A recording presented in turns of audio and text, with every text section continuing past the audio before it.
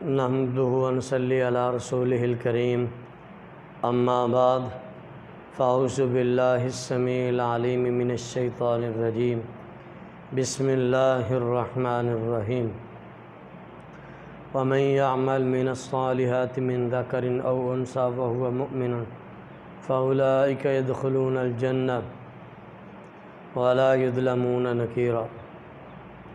سامعین محترم، ہم میں سے ہر شخص یہ چاہتا ہے کہ میں جنت میں چلا جاؤں۔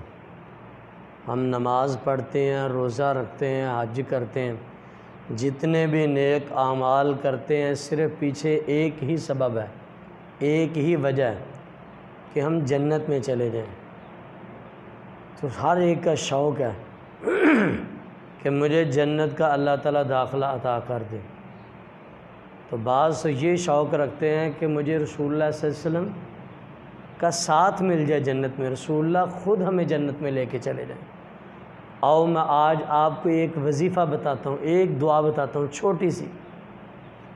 چھوٹی سی دعا ہے۔ آپ نے کیا کرنا ہے؟ 3 مرتبہ صبح پڑھنی ہے، 3 مرتبہ شام کو پڑھنی ہے، تو آپ کو اللہ تعالیٰ جنت الفردوس میں داخلہ عطا فرمائیں گے۔ تو الفاظ کیا ہیں؟ رضیت باللہ ربا وبالاسلام دینا وبمحمد صلی اللہ علیہ وسلم نبیہ۔ صرف 3 مرتبہ یہ کلمات پڑھنے ہیں۔ حدیث کے الفاظ ہیں کہ کل قیامت کا دن ہوگا، اللہ تعالیٰ اس بندے کو خوش کر دیں گے جو یہ کلمات 3 مرتبہ پڑھتا ہوگا۔ اور حدیث کے الفاظ ہیں کہ واجبت له الجنہ، جنت واجب ہو جاتی ہے۔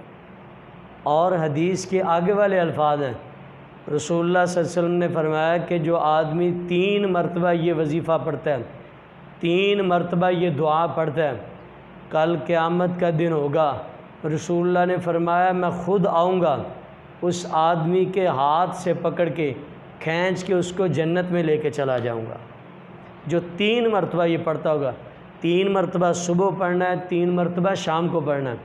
پڑھنا کیا ہے؟ رضیت باللہ ربا وبالاسلام دینا وبمحمد صلی اللہ علیہ وسلم نبیہ۔ صرف 3 مرتبہ صبح پڑھنا ہے، 3 مرتبہ شام کو پڑھنا ہے۔ رسول اللہ صلی اللہ علیہ وسلم خود آ کے اس آدمی کا ہاتھ پکڑ کے کھینچ کے جنت میں لے کے چلے جائیں گے دھکے سے۔ جس آدمی کا رسول اللہ نے ہاتھ پکڑ لیا، میرے بھائیوں بتاؤ وہ جہنم میں کیسے جا سکتا ہے؟ تو اس وجہ سے ہم انشاءاللہ الرحمن 3 مرتبہ صبح کو پڑھا کریں گے، 3 مرتبہ شام کو پڑھا کریں گے، ہر روز یہ وظیفہ پڑھا کریں گے انشاءاللہ۔ اللہ تعالیٰ سے دعا ہے کہ اللہ میں عمل کرنے کی توفیق عطا فرمائے۔ وما علینا الا البلاغ المبین۔